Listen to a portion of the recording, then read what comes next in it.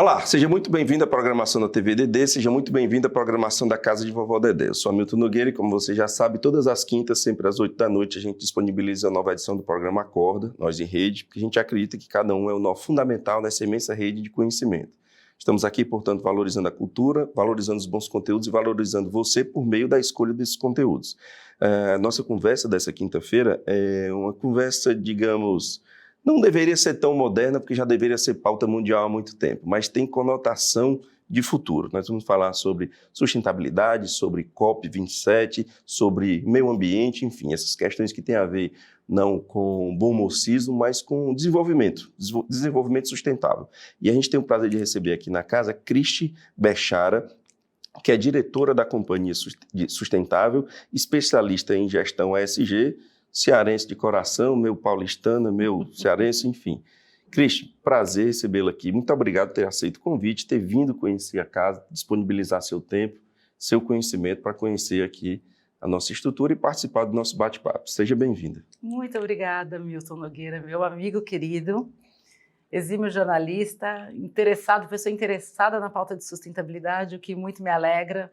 Obrigada a todos da equipe aqui da casa e esse programa maravilhoso. E é isso, vamos conversar hoje sobre sustentabilidade, ESG, temas que cada vez mais são importantes, não só para o Ceará, mas para o mundo. Então, importante a gente trazer essa pauta, né? Tanto é que é uma mobilização de líderes do mundo para discutir isso. Mas antes da gente entrar efetivamente nessa questão, eu queria saber o que é a Companhia Sustentável, que você carrega consigo, que é o seu dia a dia, sua profissão, é sua paixão, eu sei disso também. O que é e o que tem feito? Tá certo, eu costumo dizer que a Companhia Sustentável, o nome é um trocadilho entre companhia, né, pessoas, e companhia de empresas, porque ela é muito direcionada para o desenvolvimento sustentável de organizações, né?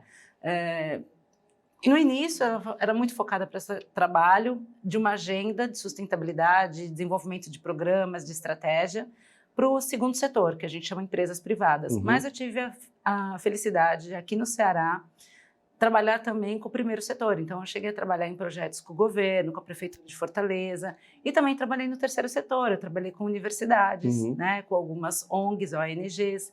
Foi muito feliz. Então, eu vi que essa companhia não era simplesmente uma companhia empresarial, né, do setor privado, mas era uma companhia de organizações. A Companhia Sustentável foi fundada pelo amor e pelo desejo de implementar a sustentabilidade aqui também na região, apoiar essa agenda, esse desenvolvimento. Iniciou em agosto de 2012. Então, 2012, gente, são 10 anos de Companhia Sustentável. Creio eu que seja a primeira empresa de assessoria em sustentabilidade do Ceará. Então, eu carrego esse título com muito gosto, muita honra. E a estética é uma estética nordestina ali na letra, sim, e tudo, né? Sim, a logomarca eu fiz questão de seguir com xilografura, né? Com uma homenagem ao sol, a terra da luz. Sim. E é isso, como eu disse, é uma alegria. A empresa vem desenvolvendo diversos projetos, trouxe clientes também aqui, a gente abriu campos para empresas multinacionais, então eu cheguei a trabalhar com empresas de sede em outros países aqui no Ceará. E agora, né, por uma questão pós-pandêmica, inclusive, eu tive que também retornar a São Paulo, então me reestabeleci na minha cidade, eu sou paulistana, mas fico nesse eixo.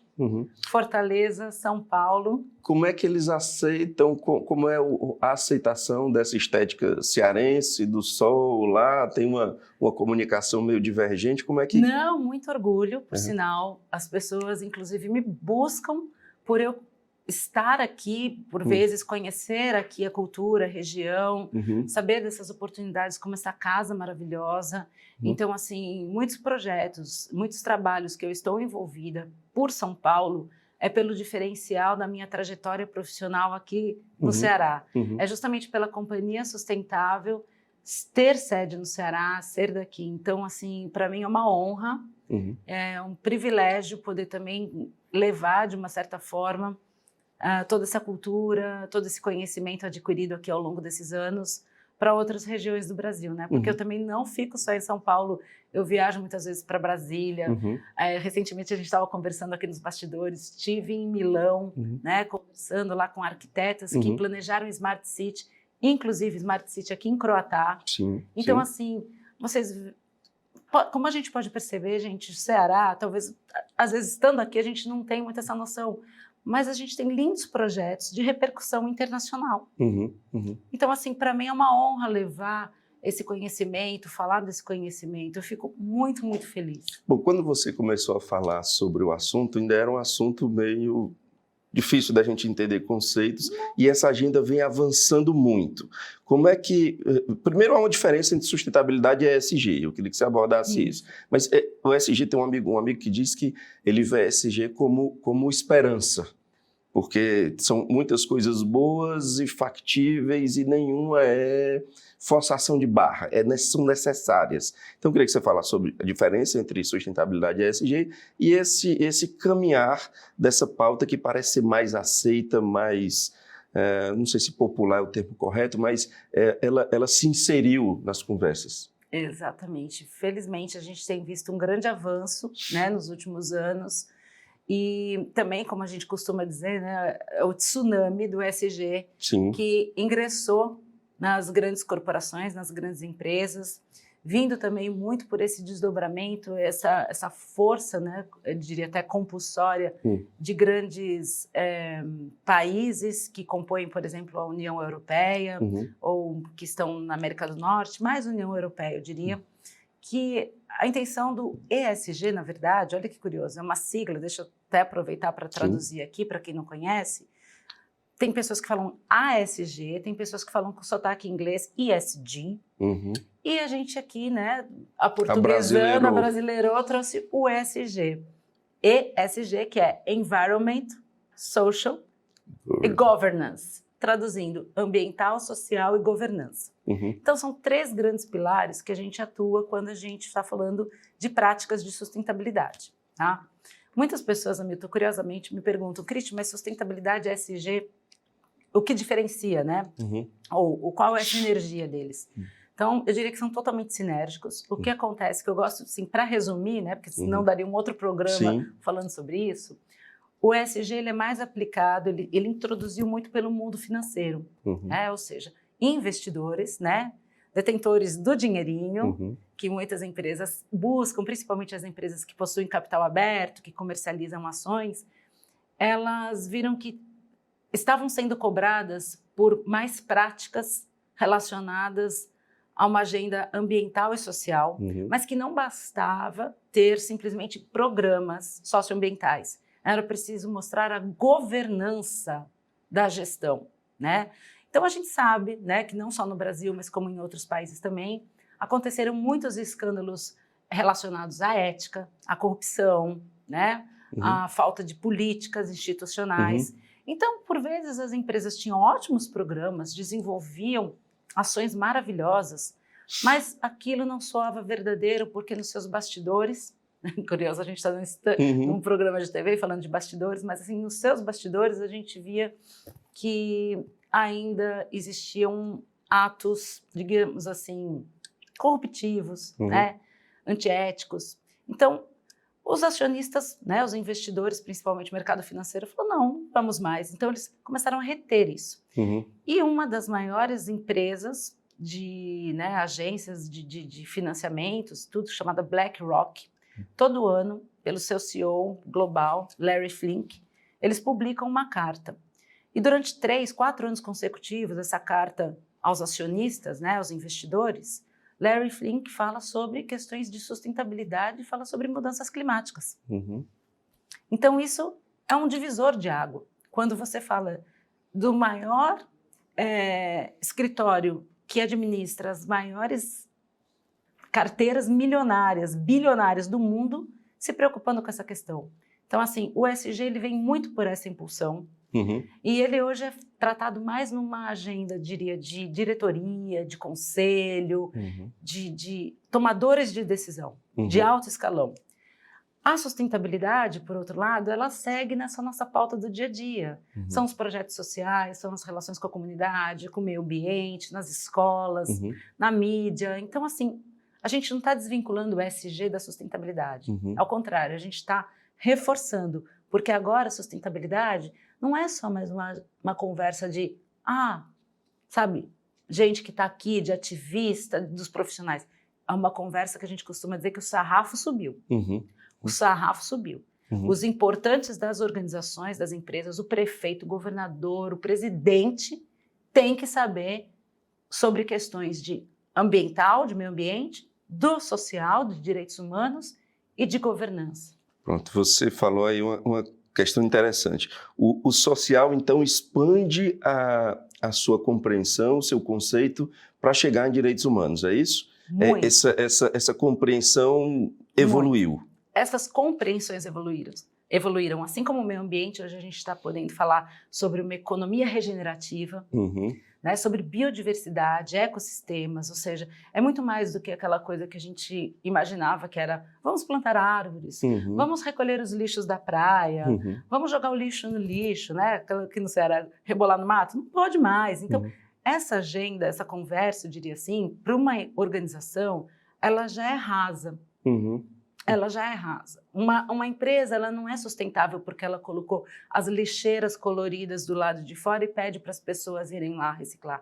Uma empresa, ela é sustentável quando ela trata o seu resíduo, quando ela sabe que a destinação não vai para um aterro, não vai poluir os rios, os mares, né, o oceano. Então, ela tem toda essa preocupação que vai além da sua mureta, do seu cercado. É quando ela enxerga que ela é uma parte do todo. E a mesma coisa se dá na responsabilidade social. É quando você entende esse reflexo do que são os direitos humanos, né? E aí a gente está falando de um tópico que é global, né? Então, por exemplo, refugiados. A sua empresa é impactada por refugiados? Não sei, dependendo da região, se teve uma questão relacionada a isso. Então, como que vocês estão se preparando para trabalhar com refugiados? Um pouco mais à frente, como que a gente está trabalhando a pauta de diversidade, equidade e inclusão? Né? Tem mulheres contratadas? Quantas ocupam cargos de liderança? Né? Quantas pessoas com deficiência estão empregadas na sua empresa? Porque as pessoas com deficiências estão na rua, estão no mundo, elas são da sociedade. Mas por que elas não são empregadas? Então, quando a gente fala de direitos humanos, a gente avança muito mais para essa sensibilidade em relação a tudo que tem a ver com social, ou seja, com pessoas, com humanos, com esses laços, com esses vínculos. Por que não o seu negócio, o seu projeto, ser uma representação disso que a gente vê na sociedade? Então, a gente está olhando muito hoje, através dessa lente da sustentabilidade, junto com o ESG, sobre como estamos avançando. Você falou isso na abertura, né? É mais do que o que a gente já fez. Agora é o que a gente tem para fazer, porque isso é o desenvolvimento sustentável. É continuar crescendo, é continuar se desenvolvendo, mas com um olhar para a sustentabilidade. Lembrando que desenvolvimento não é estanque, né? É um processo contínuo e regular. Perfeitamente, é uma palavra que mostra exatamente isso, a continuidade. E por falar no que a gente tem que fazer, o que seria uma pauta positiva, já que nós estamos aí na iminência de um novo governo, uma mudança radical, uma mudança conceitual gigantesca, o que seria uma pauta positiva para que o Brasil avançasse, tivesse uma liderança que eu acho que é natural que possa ter no mundo em relação ao meio ambiente? O que seria uma pauta positiva para o Brasil? Em primeiro momento, eu diria que o Brasil tem que retomar sua diplomacia internacional em relação à agenda ambiental. Né? Durante muitos anos, mesmo em período pandêmico, as questões relacionadas à biodiversidade na Amazônia, o ecossistema amazônico, sempre foi, diria assim, a menina dos olhos quando a gente fala de meio ambiente, né, numa escala global. Então, é inevitável que as pessoas pensem Brasil, Amazônia, preocupações com essas questões, né? Então, isso ficou um pouquinho, né, diria assim, apagado nesse último governo, e eu acho que é o momento da gente retomar fortemente. Existem fundos internacionais que direcionavam valores expressivos para esse tipo de preservação, confiáveis, né? Porque a gente está falando de toda essa pauta de governança, Milton. Que sempre tem uma nuvem de suspeita, né? Isso. Então, vamos lá. A governança, que eu estou dizendo que não é somente para empresas privadas, inclusive também para governos e ONGs e tudo mais, ela tem todo esse processo de rastreabilidade, de transparência, de prestação de contas, né? Isso são princípios, inclusive, de governança corporativa. Uhum. Tá? São 4 princípios. A gente fala de prestação de contas, compliance, tá? Compliance é a responsabilidade dos gestores, né, de demonstrar, ou seja, se a minha empresa está cometendo corrupção, eu estou cometendo corrupção. Todas essas exigências, elas são observadas antes de um fundo a fundo poder conversar. Mas extremamente observadas. E isso está ficando cada vez mais rigoroso, graças também ao avanço tecnológico. As pessoas agora têm essa pauta aberta, têm as publicações, os relatórios. A gente pode fazer gravações just in time, né? Como uma expressão em inglês, que quer dizer assim, naquele momento. Então, a rastreabilidade das informações hoje não fica só para que auditores e consultores tenham conhecimento. Isso é todas as partes interessadas, né? Uma expressão também que a gente usa muito no mundo da sustentabilidade, a gente fala os stakeholders, né? Que é uma expressão em inglês que significa as pessoas que são impactadas pelo seu negócio e as pessoas que o seu negócio impactam. Então, essa agenda, essas informações, elas têm que ser transparecidas, elas têm que ter prestações de contas em caráter tempestivo, ou seja, todo ano, daquele ano, a gente demonstra resultados. E, frente a tudo isso, os investidores, eles se sentem aquele nível de confiança, como já existe mesmo no mercado financeiro, né? Que eles têm aqueles rankings de países em quem investir mais, negócios, setores em quais investir mais. A sustentabilidade também está atrelada a tudo isso. Então, nessa agenda internacional, essa questão da diplomacia em relação ao meio ambiente é uma pauta que eu acredito que a gente pode avançar muito agora nos próximos anos, né? Recuperar aí a nossa reputação e imagem como uma nação que preserva e que tem esse conhecimento em relação principalmente a desmatamento, a poluição de oceanos, a patentes, né? A gente tem toda... Gente, a Amazônia... Ou seja, dá para transformar em tecnologia... núcleo de patentes que a gente pode aproveitar melhor, entendeu? E transformar a inteligência em dinheiro, empregabilidade, desenvolvimento, em futuro... Gente, vocês estão vendo esse painel aqui do fundo? Todas essas conexões? É isso. É isso, entendeu? Essa biodiversidade com lucro, com renda, com direitos humanos, com o Brasil, com oportunidade. Qualificação. Então, tem qualificações, assim, tem muita coisa para empreendedorismo, né? Tem muitas coisas para a gente avançar, mas muitas coisas. Então, nesse âmbito, nesse tópico ambiental, eu diria isso. No tópico social, acho que a gente também tem os nossos programas, né, de benefícios, que já são reconhecidos por muitos outros países, práticas que também são adotadas em outras nações. Então, eu acho que a gente tem aí essa questão, que daí eu já quero linkar com a questão econômica, que é nivelar, né, esse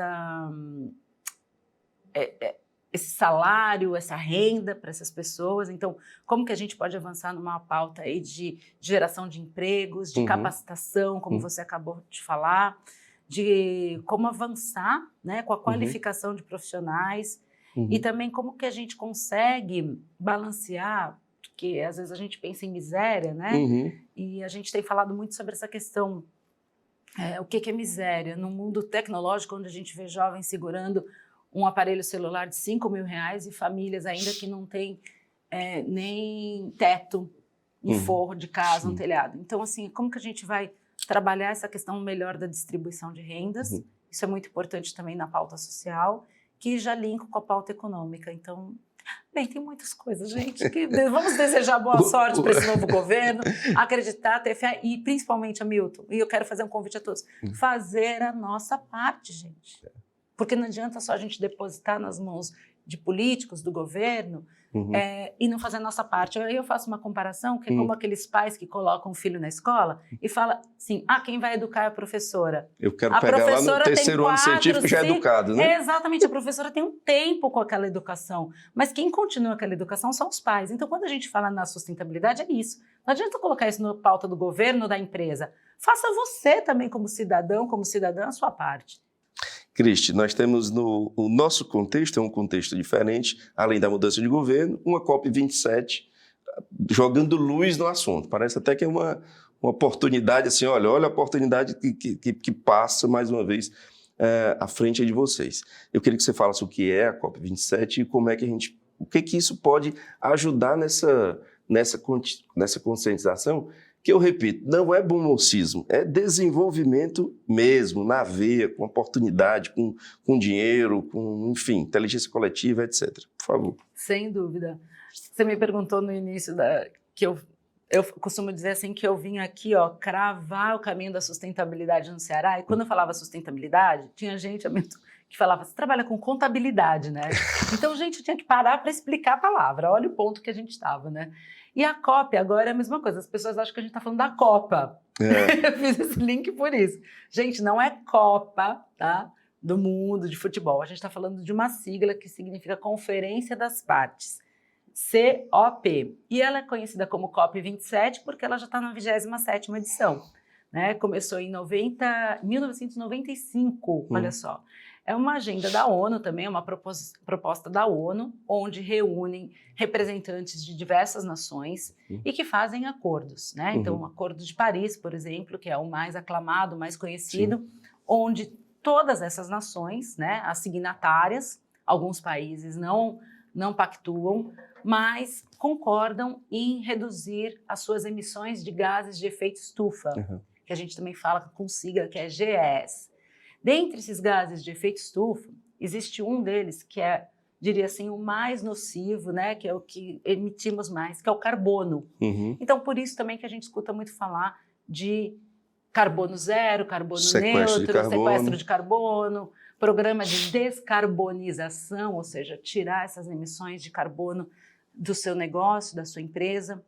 E essa é a agenda positiva que, basicamente, as organizações estão tratando neste ano e nos próximos anos.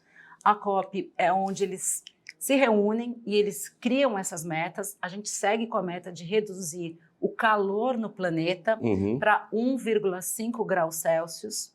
Gente, a gente está perdendo, muito pouco, essa corrida, né? Desafiador. Eu estava lendo um material muito recente agora falando sobre essas questões, só para trazer aqui reflexões e a guerra na Ucrânia, gente, por isso que a gente fala do efeito borboleta, né? A borboleta bate a asa aqui, causa um tsunami ali, é reflexo ali.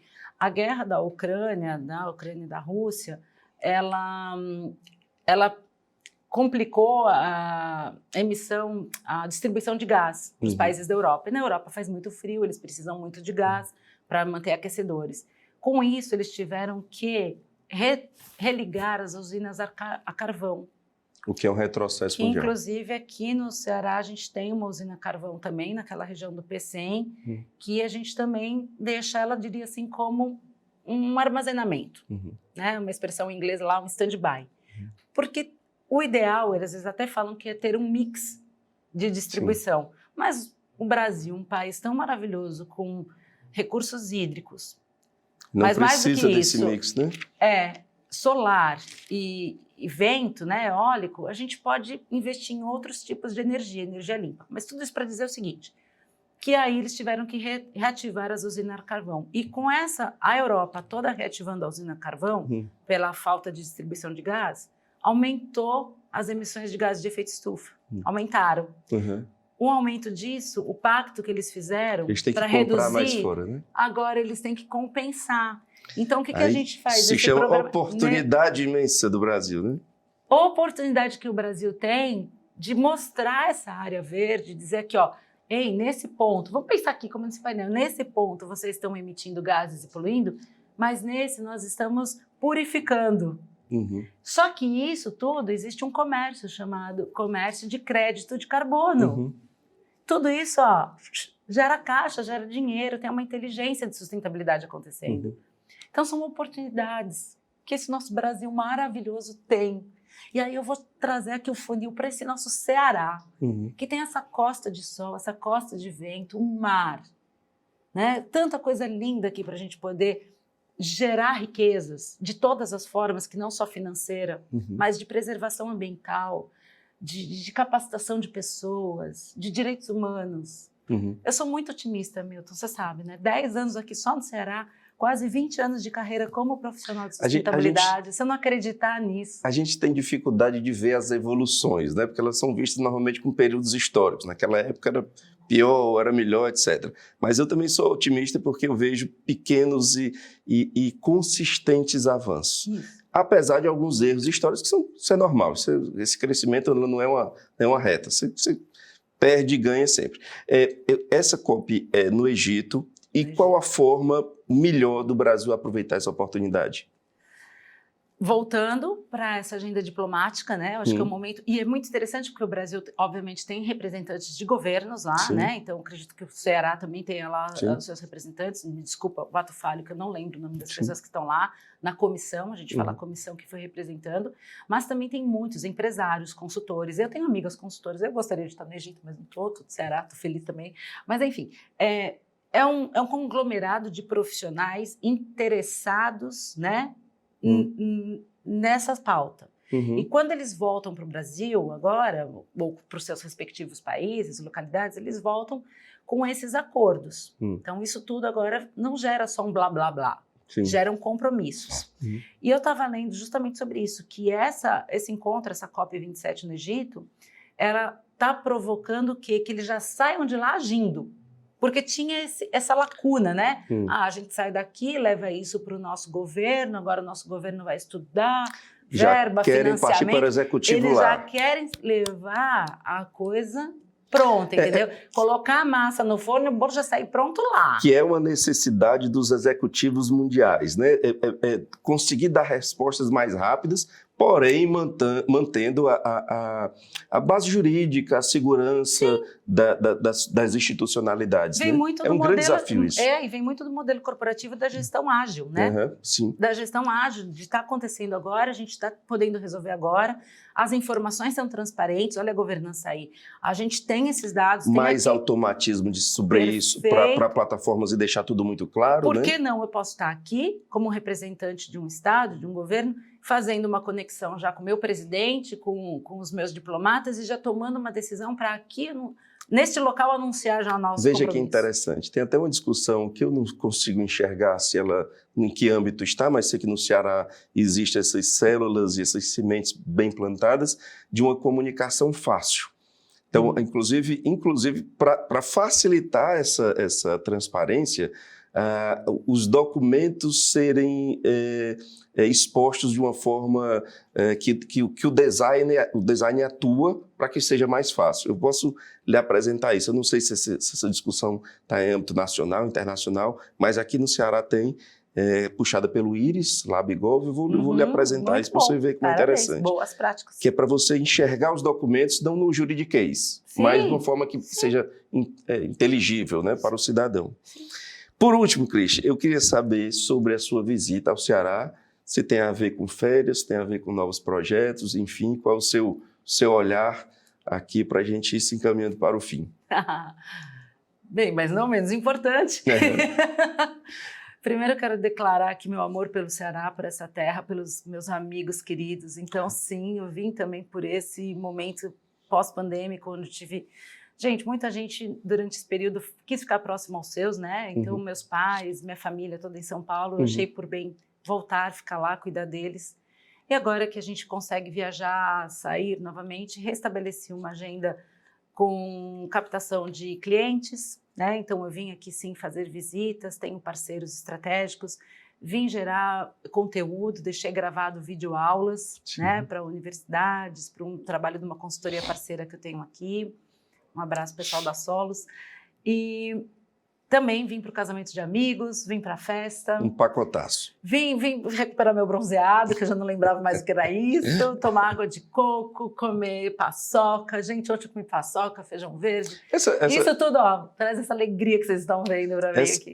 A pandemia, claro, é uma tragédia, ninguém tem o que comemorar, mas ela facilitou o seu trabalho porque ele é muito, pode ser feito muito do ponto de vista da distância, híbrido. né? Híbrido mesmo. Isso para você é tranquilo? Sim, porque eu tenho uma boa base de trabalho na consultoria que eu presto.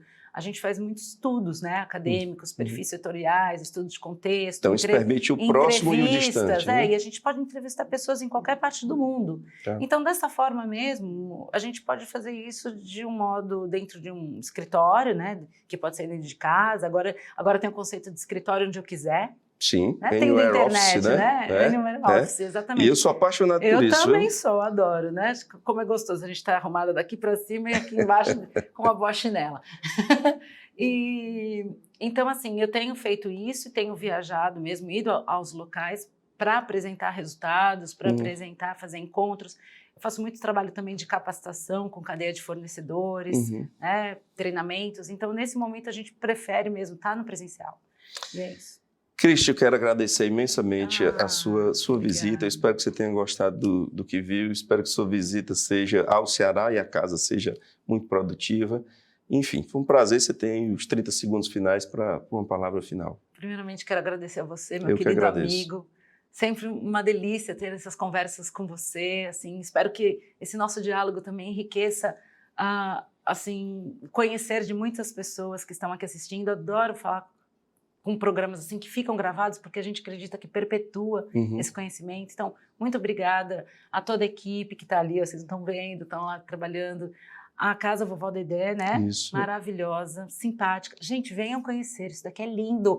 Empresas, invistam. Ó, aqui tem espaço, bastante espaço para vocês investirem, contribuírem e fomentarem essa responsabilidade social. Então, muito, muito obrigada. Ceará, meu querido Ceará, por favor, né? Atentem às questões de sustentabilidade, façam vocês também a sua parte em casa, economizando água, economizando energia, ajudando a limpar os rios, os mares, né? Não rebolando mato, mas sim colocando na lixeira. Então é tudo isso, gente. Beijo enorme para vocês. Hamilton, muito, muito obrigada. Eu que te agradeço. Muito obrigado, Cristi. Muito obrigado a você que nos acompanha. Lembrando que todas as quintas, sempre às 8 da noite, uma nova edição do programa Acorda para você. Obrigado pela boa companhia. Até semana que vem.